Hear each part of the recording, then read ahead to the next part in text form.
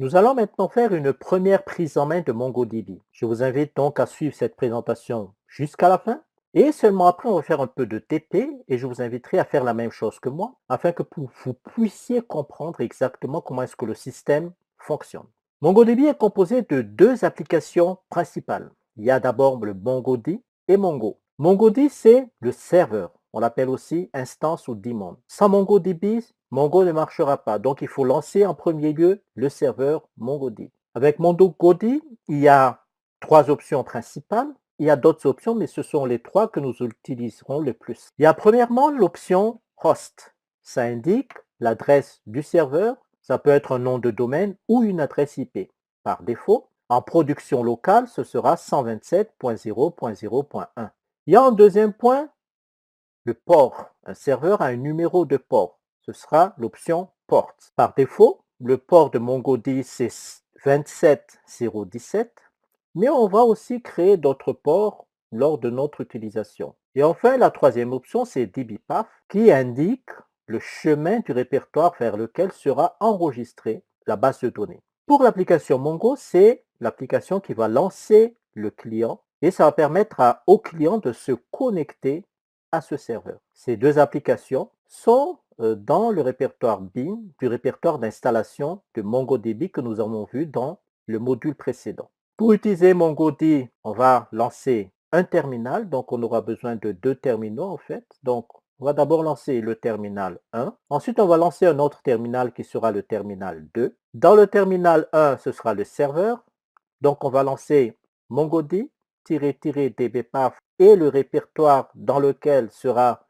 enregistrée la base de données. Dans le terminal 2, nous allons mettre le client. Nous allons pour cela lancer Mongo et nous allons utiliser la base de données dans ce répertoire. Donc maintenant, on va faire un peu de pratique. Donc vous devez lancer un terminal et un deuxième terminal. Donc voyons les deux terminaux. Donc on a ici un terminal et ici un deuxième terminal.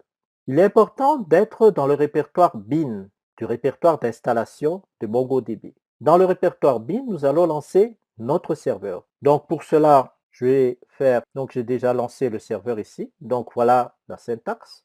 Je suis sous Linux, macOS, donc ce sera ./mongodb, dbpath et le répertoire dans lequel sera enregistrée la base de données. Vous remarquez que je n'ai pas mis l'adresse de l'hôte et les numéros de port.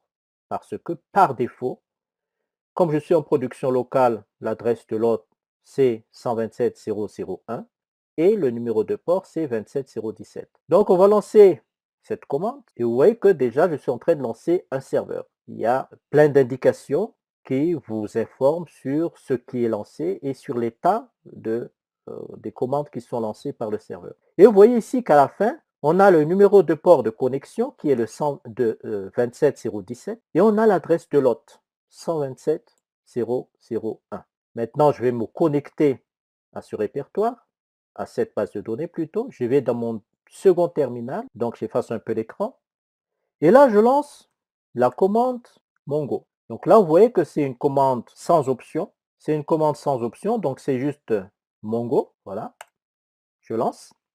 Et je suis connecté. Vous allez voir ici en bas, vous avez un prompt qui vous invite à saisir une commande. Et dans le répertoire serveur, vous allez remarquer que ça a changé. On était là tout à l'heure. Et là, il a détecté une connexion qu'il a acceptée. Et cette connexion, évidemment, provient de la même machine, 127.0.0.1. Mais voici mon port de connexion client. Donc ça, c'est le client en fait.